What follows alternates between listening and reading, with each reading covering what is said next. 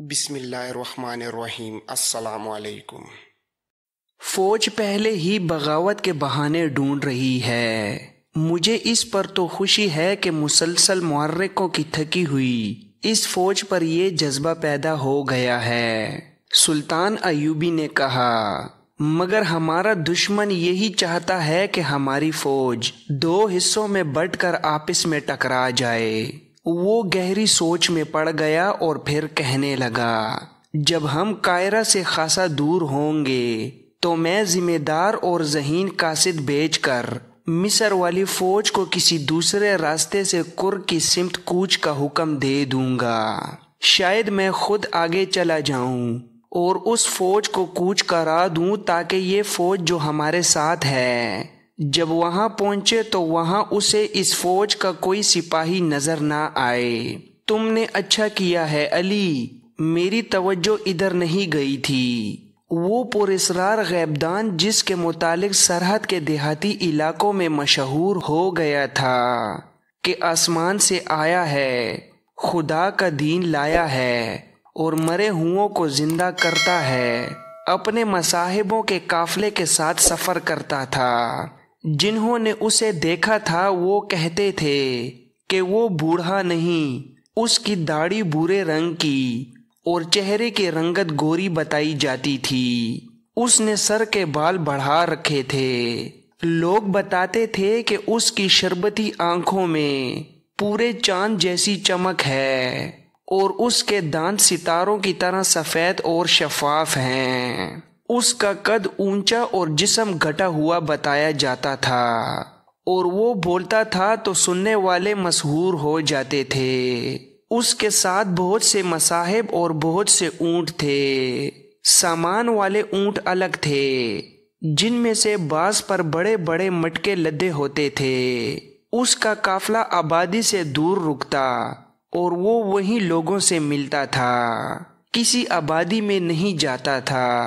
وہ ایک جگہ سے کوچ کرتا تو اس کے آگے آگے کچھ لوگ اونٹ اور گھوڑے بھگا دیتے اور راستے میں آنے والے لوگوں اور بستیوں میں خبر کر دیتے تھے کہ وہ آ رہا ہے۔ یہ لوگ ہر کسی کو اس کی کرامات اور روحانی قوتوں کے کرشمے سناتے تھے۔ لوگ کئی کئی دن اس کے راستے میں بیٹھے رہتے تھے۔ جس رات علی بن سفیان صلاح الدین ایوبی کو بتا رہا تھا کہ محاذ سے قاہرہ کو جانے والی فوج مصر میں مقیم فوج کے خلاف مشتعل ہو گئی، اس رات وہ غیبدان قاہرہ سے بہت دور ایک نخلستان میں خیمہ زن تھا۔ اس کا ایک اصول یہ تھا کہ چاندنی راتوں میں کسی سے نہیں ملتا تھا، دن کے دوران کسی کے ساتھ بات نہیں کرتا تھا۔ اندھیر راتیں اسے پسند تھیں۔ اس کی محفل ایسی قندیلوں سے روشن ہوتی تھی جن میں سے ہر ایک کا رنگ دوسری سے مختلف تھا۔ ان روشنیوں کا بھی ایک اثر تھا جو حاضرین محفل کے لیے طلسماتی تھا۔ وہ جہاں خیمہ زن ہوا تھا اس کے کچھ دور ایک بستی تھی جس میں زیادہ تر مسلمان اور کچھ سوڈانی حبشی رہتے تھے۔ اس بستی میں ایک مسجد بھی تھی جہاں کا امام ایک خاموش طبیعت انسان تھا۔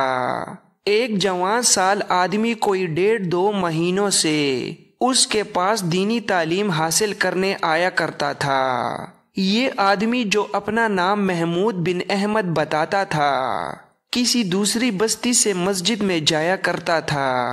اس کی دلچسپی امام مسجد اور اس کے علم کے ساتھ تھی، مگر اس کی ایک دلچسپی اور بھی تھی۔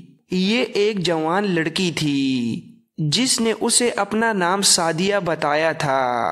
سعدیہ کو محمود اتنا اچھا لگا کہ وہ اسے کئی بار اپنی بکریوں کا دودھ پلا چکی تھی۔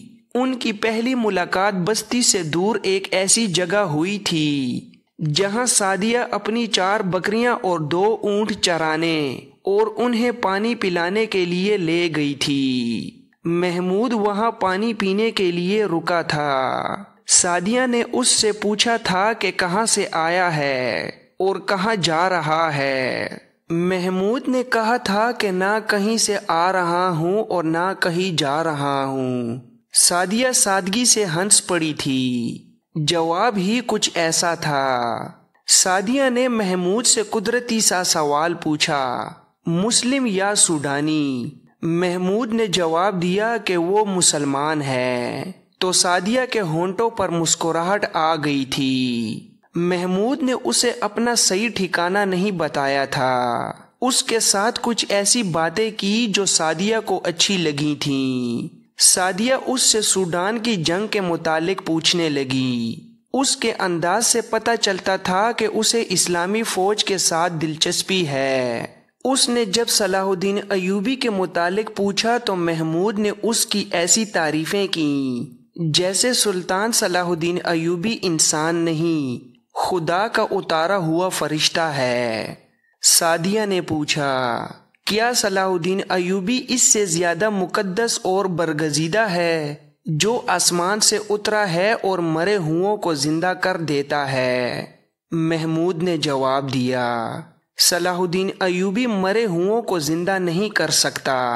سعدیہ نے شکی لہجے میں کہا، ہم نے سنا ہے کہ جو لوگ زندہ ہوتے ہیں انہیں صلاح الدین ایوبی مار ڈالتا ہے۔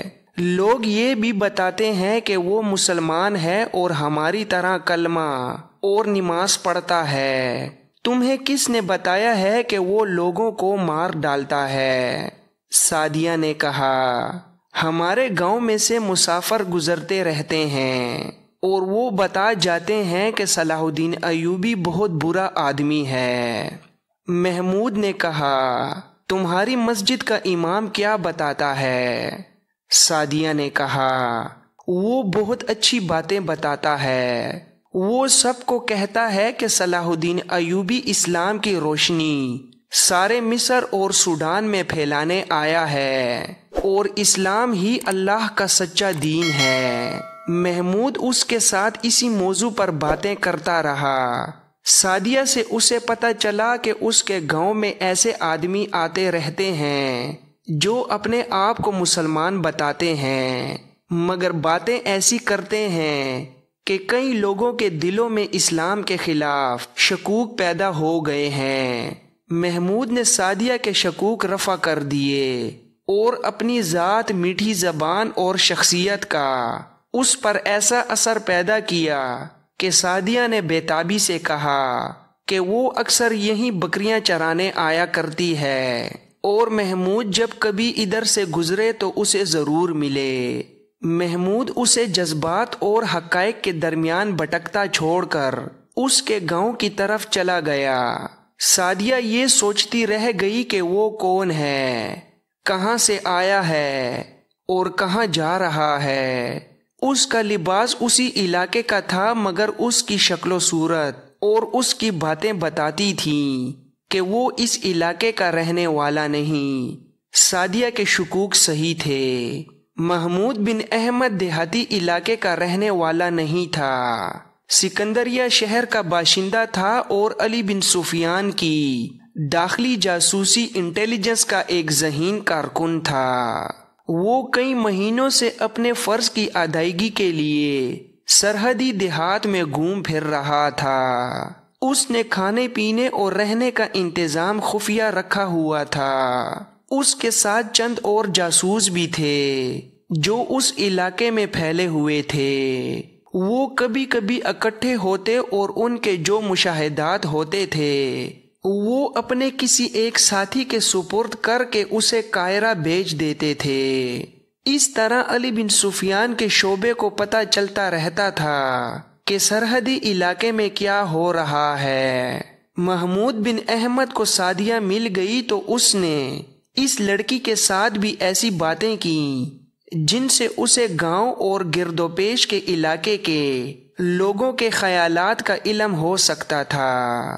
اس نے سعدیہ کے گاؤں کی مسجد کے امام کے متعلق خاص طور پر پوچھا تھا۔ وجہ یہ تھی کہ 2 گاؤں میں اس نے ایسے امام مسجد دیکھے تھے جو اسے مشکوک سے لگتے تھے۔ وہاں کے لوگوں سے اسے پتہ چلا تھا کہ یہ دونوں امام نئے نئے آئے ہیں، اس سے پہلے ان مسجدوں میں امام تھے ہی نہیں۔ دونوں جہاد کے خلاف واعظ سناتے اور قرآن کی آیات پڑھ کر غلط تفسیریں بیان کرتے تھے۔ اور یہ دونوں پراسرار غیبدان کو برحق بتاتے اور لوگوں میں اس کی زیارت کا اشتیاق پیدا کرتے تھے۔ محمود اور اس کے دو ساتھیوں نے ان دونوں اماموں کے متعلق رپورٹ قاہرہ کو بھیج دی تھی اور اب وہ سعدیہ کے گاؤں جا رہا تھا۔ اسے یہ سن کر بہت خوشی ہوئی تھی کہ اس گاؤں کا امام سلطان ایوبی کا مرید اور اسلام کا علمبردار ہے۔ اس نے اسی مسجد کو اپنا ٹھکانہ بنانے کا فیصلہ کر لیا۔ وہ مسجد میں گیا اور امام سے ملا۔ اپنا جھوٹا تعارف کرا کے اس نے کہا کہ وہ مذہبی علم کی تلاش میں مارا مارا پھر رہا ہے۔ امام نے اسے تعلیم دینے کا وعدہ کیا اور اسے مسجد میں رہنے کی پیشکش کی۔ محمود مسجد میں قید نہیں ہونا چاہتا تھا۔ اس نے امام سے کہا کہ وہ 2-3 روز بعد اپنے گھر جایا کرے گا۔ اس نے امام کو بھی اپنا نام نہیں بتایا تھا۔ امام نے اس سے نام پوچھا تو اس نے کچھ اور نام بتا دیا۔ یہ پوچھا کہ وہ کہاں کا رہنے والا ہے تو اس نے اور کسی سرحدی گاؤں کا نام بتا دیا۔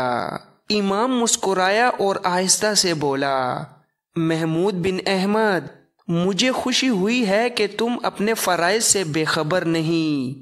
سکندریہ کے مسلمان فرض کے پکے ہوتے ہیں۔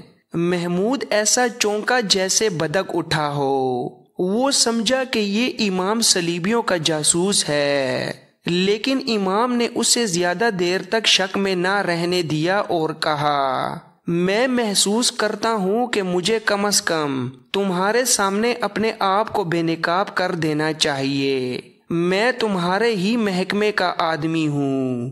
میں تمہارے تمام ساتھیوں کو جو اس علاقے میں ہیں جانتا ہوں۔ مجھے تم میں سے کوئی بھی نہیں جانتا۔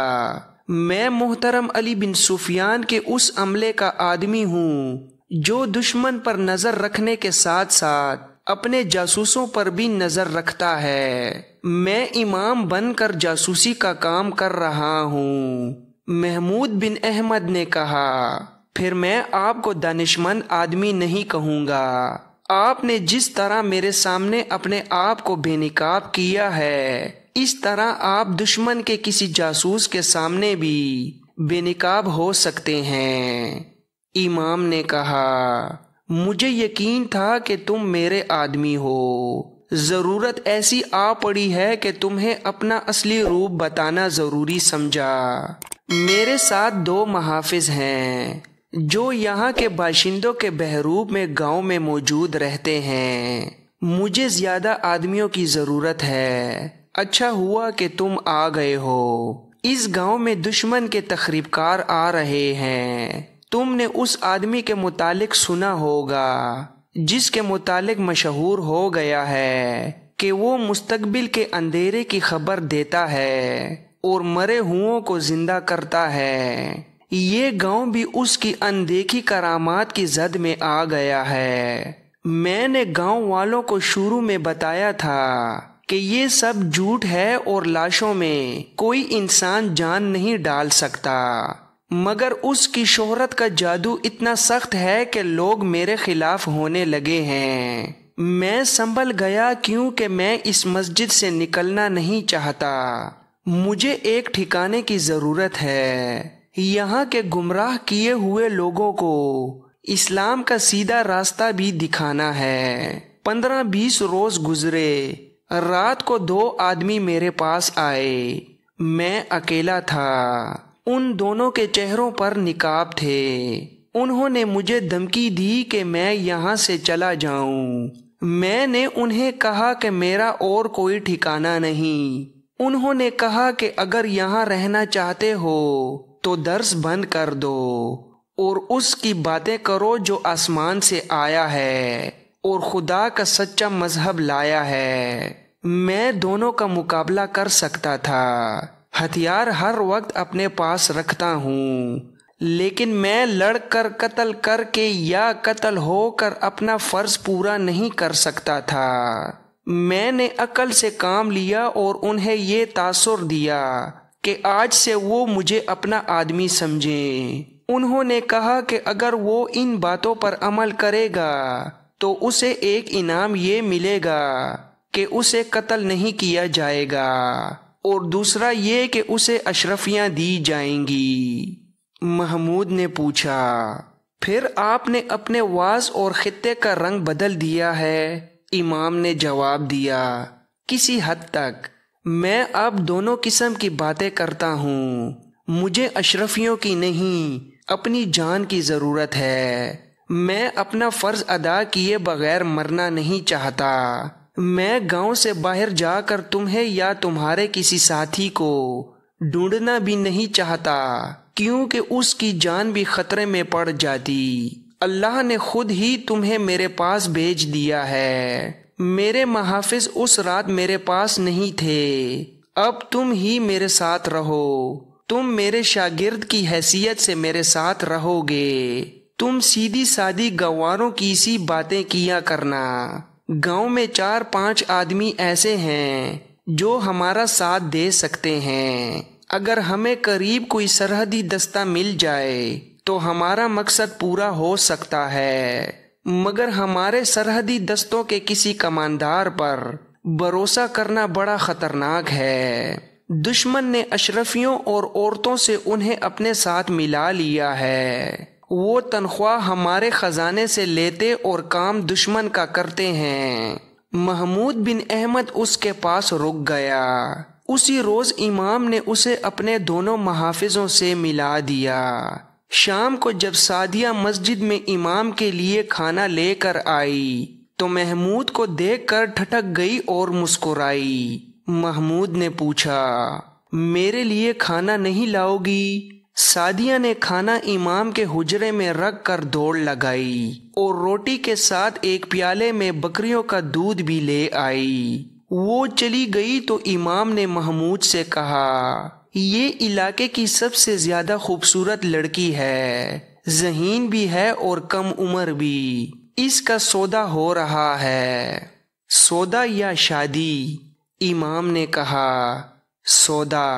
تم جانتے ہو کہ ان لوگوں کی شادی دراصل سودا ہوتا ہے، مگر سعدیہ کا سیدھا سودا ہو رہا ہے۔ ہمیں اس کے متعلق پریشان نہیں ہونا چاہیے تھا، لیکن خریدار مشکوک لوگ ہیں، وہ یہاں کے رہنے والے نہیں۔ یہ وہی لوگ معلوم ہوتے ہیں جو مجھے دھمکی دے گئے ہیں۔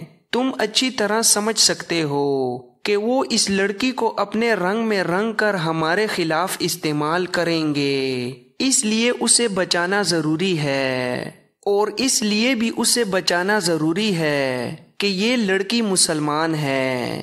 ہمیں سلطنت کے ساتھ ساتھ سلطنت کی بچیوں کی عصمت کی حفاظت بھی کرنی ہے۔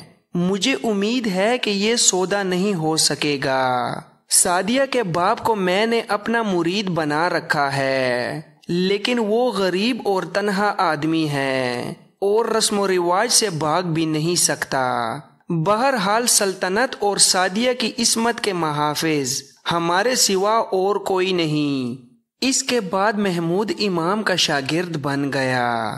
دن گزرنے لگے اور اس کی ملاقاتیں سعدیہ کے ساتھ ہونے لگیں۔ لڑکی چراگاہ میں چلی جاتی اور محمود وہاں پہنچ جاتا تھا۔ ان کی بے تکلفی بڑھ گئی تو محمود نے سعدیہ سے پوچھا کہ وہ کون لوگ ہیں جو اسے خریدنا چاہتے ہیں۔ سعدیہ انہیں نہیں جانتی تھی، اس کے لیے وہ اجنبی تھے۔ انہوں نے اس طرح آ کر دیکھا تھا جس طرح گائے بھینس کو خریدنے سے پہلے دیکھا جاتا ہے۔ سعدیہ کو اچھی طرح معلوم تھا کہ وہ کسی کی بیوی نہیں بنے گی۔ اسے عرب کا کوئی دولت مند تاجر یا کوئی امیر یا وزیر اپنے حرم میں رکھ کر قید کر لے گا، جہاں وہ اپنا گھر بسائے بغیر بوڑھی ہو کر مر جائے گی، یا اسے ناچنا سکھا کر تفریح کی چیز بنا لیا جائے۔ اس نے اپنے گاؤں کے فوجیوں سے ایسی لڑکیوں کے بہت قصے سنے تھے۔ وہ اتنے پسماندہ علاقے میں رہتے ہوئے بھی ذہین تھی اور اپنا برا بھلا سوچ سکتی تھی۔ اس نے محمود کو دیکھا تو اسے دل میں بٹھا لیا، اور اس نے یہ بھی دیکھا کہ محمود اسے چاہنے لگا ہے، تو اس نے دل میں یہ ارادہ پختہ کر لیا کہ وہ فروخت نہیں ہوگی۔ وہ جانتی تھی کہ خریداروں سے بچنا اس کے لیے ممکن نہیں۔ ایک روز اس نے محمود سے پوچھا، تم مجھے خرید نہیں سکتے؟ محمود نے کہا، خرید سکتا ہوں، لیکن میں جو قیمت دوں گا وہ تمہارے باپ کو منظور نہیں ہوگی۔ کتنی قیمت دو گے؟ محمود بن احمد نے جواب دیا، میرے پاس دینے کے لیے اپنے دل کے سوا کچھ بھی نہیں۔ معلوم نہیں تم دل کی قیمت جانتی ہو یا نہیں؟ سعدیہ نے کہا، اگر تمہارے دل میں میری محبت ہے تو میرے لیے یہ قیمت بہت زیادہ ہے۔ تم ٹھیک کہتے ہو کہ میرے باپ کو یہ قیمت منظور نہیں ہوگی، لیکن میں تمہیں یہ بتا دوں کہ میرا باپ مجھے بیچنا بھی نہیں چاہتا۔ اس کی مجبوری یہ ہے کہ وہ غریب ہے اور اکیلا ہے، میرا کوئی بھائی نہیں۔ میرے خریداروں نے میرے باپ کو دھمکی دی ہے کہ اس نے ان کی قیمت قبول نہ کی تو وہ مجھے اغوا کر لیں گے۔ محمود نے پوچھا، تمہارا باپ اتنی زیادہ قیمت کیوں قبول نہیں کرتا؟ لڑکیوں کو بیچنے کا تو یہاں رواج ہے۔ سعدیہ نے کہا، باپ کہتا ہے کہ وہ لوگ مسلمان نہیں لگتے۔ میں نے بھی باپ سے کہہ دیا ہے کہ میں کسی غیر مسلم کے پاس نہیں جاؤں گی۔ اس نے بےتاب ہو کر کہا، تم اگر مجھے اپنے ساتھ لے جانے کے لیے تیار ہو تو میں ابھی تمہارے ساتھ چل پڑوں گی۔